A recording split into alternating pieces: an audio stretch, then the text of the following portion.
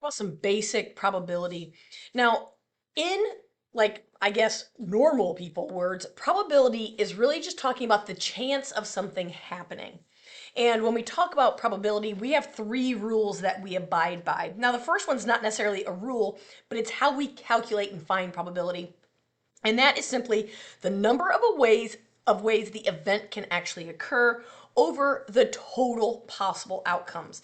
So we can write this as a fraction, we can then change it to a decimal, change it to a percent, whatever we would like.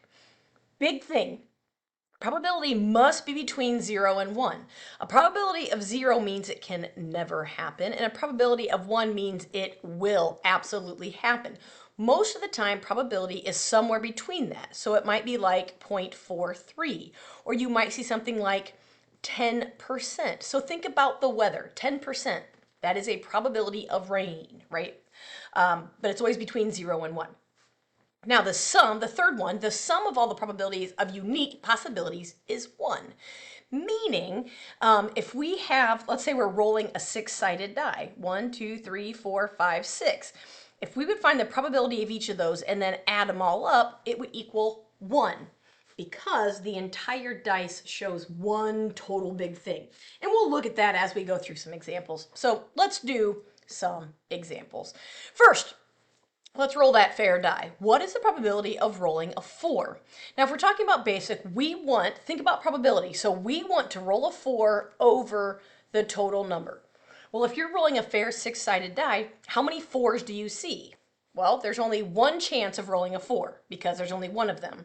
However, there are 6 sides. So the probability of rolling a 4 is 1/6. Letter B. What is the probability of rolling a number greater than 2? Ooh. Well, think about all the numbers on a die. How many of them are greater than 2? Well, we've got 3, come on now, 3, 4, 5, 6. So there are 4 of them. So I would put 4 over 6 because there are 6 total sides. Now that does reduce to 2/3, and then you could change it to a decimal if you would like from there. And last one, letter C. Let's flip a coin. Okay. If we flip a coin, what is the probability of flipping a heads? Now think about it. A coin has 2 sides, so our denominator will be 2. How many of those sides is heads? Just 1, so the probability is 1/2. Right? So that's kind of like basic. Now let's go ahead and think through a frequency table. So on the right, we see a frequency table that has ages from 15 to 23, and then the second column there is frequency, or how many times do those ages appear. Now, one thing that we're going to have to know is what is the total. And so if we add those up, we will notice there are 20 numbers. So the frequency is 20. So what is the probability of choosing someone who is 18? Well, here's 18, and we'll notice there are 3 people who are 18 out of 20. So our probability is 3/20. Now, I will say a lot of times people talk about probability in terms of decimals, so you may have to change these to decimals, but that works. For letter B, what is the probability of choosing someone younger than 20? Okay, well, younger than 20 is 19, 18, 17, 16, 15. All of these together. So if I add up those frequencies, 2 plus 1 plus 1 plus 3 plus 3 gives me 10, right? Yes. So there are 10 people that are younger than 20 out of 20 total, right? Because 20 is our total. So that reduces to 1/2.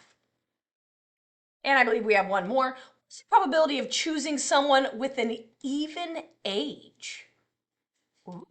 Okay, so even, that'd be 6, lost my pen. That would be 16, 18, 20, or 22. So there's 1, 3, 6, and 2.